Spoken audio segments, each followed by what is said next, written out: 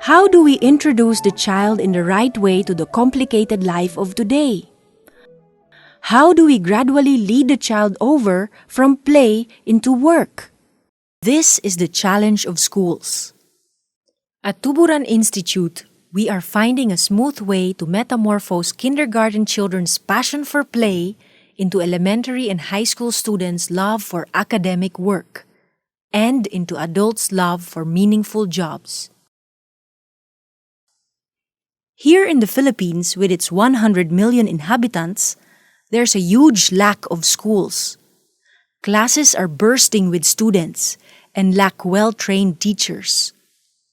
Maya and Kate are college educators who quit their well-paid jobs to mainstream a more nurturing way of learning in Mindanao, a region in southern Philippines. They pooled savings and donations and opened Tuburan Institute, a non-stock, non-profit, and community-based school. Maya and Kate started with kindergarten.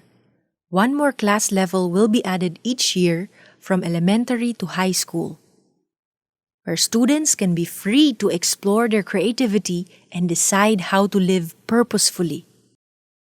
Like a true tuburan, or wellspring of learning, as the school's name implies. Tuburan Institute is located in Davao City, the largest city in the Philippines, with over 300 primary schools of 40 to 60 children per class. At Tuburan Institute, there are fewer children in a class, so that not only the head but also the heart and hands are developed fully. Part of Tuburan's goal is to work with parents and educators from the city to become more nurturing adults for all children.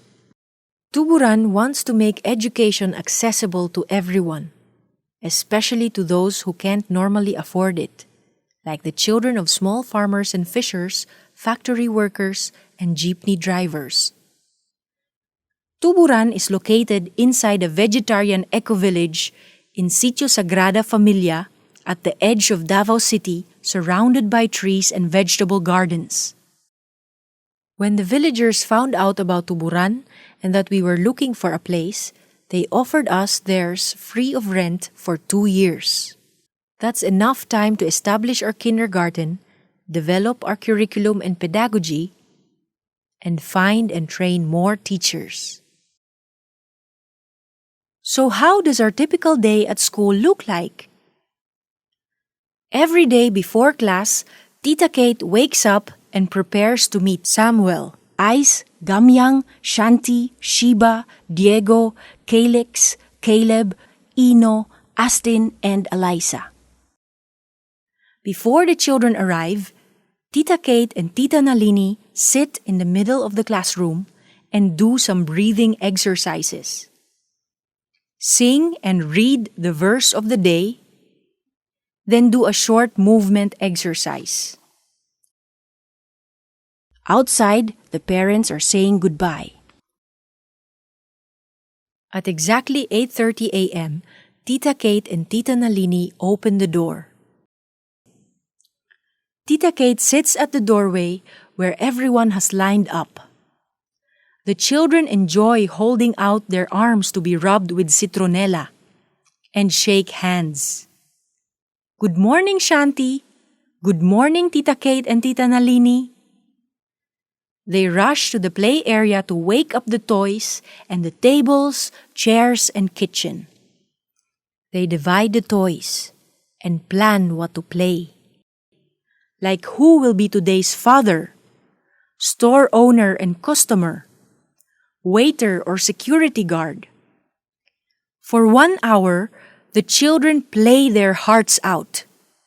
They grab, borrow, exchange, and share.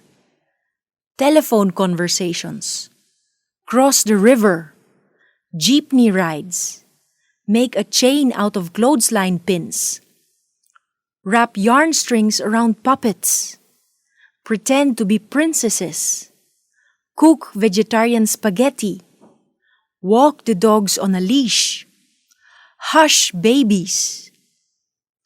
Of course, the children quarrel and argue. They negotiate vigorously. They cry, console, and make up. They laugh and giggle.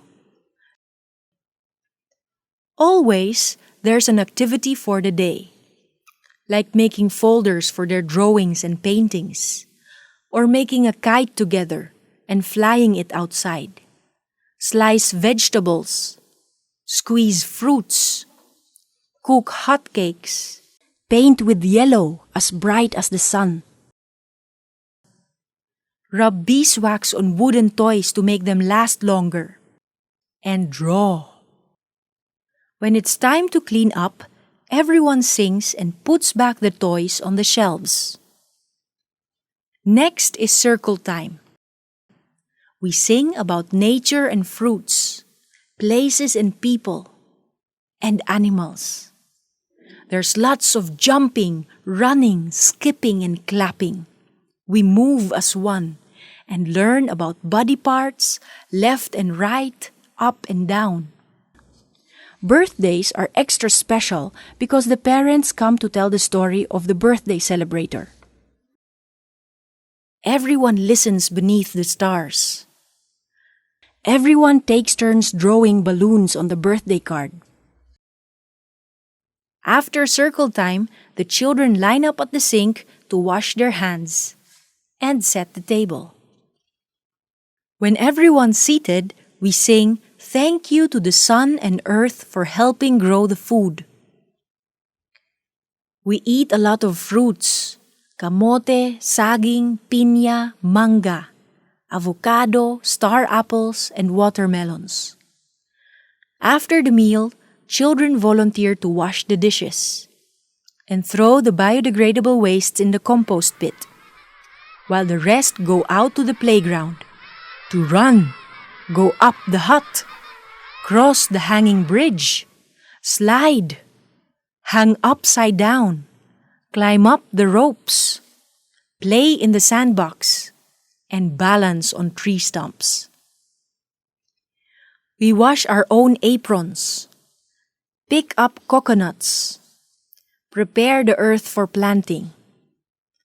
Animals get a lot of attention, like snails, spiders, and grasshoppers, goats, ducks, and butterflies. The children love to go on nature walks around the neighborhood, or just sit and chat. Why is the sun yellow, not pink? Why is the sun round, not square? Everyone likes to take a swing in the hammock, float paper boats, or just splash around. Then it's time to go back inside, change clothes, and rest a bit. On mats on the floor with pillows and blankets.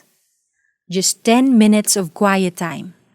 Finally, it's storytelling time. Tita Kate lights the candle on the nature table and everyone sings Mother of the Fairy Tale.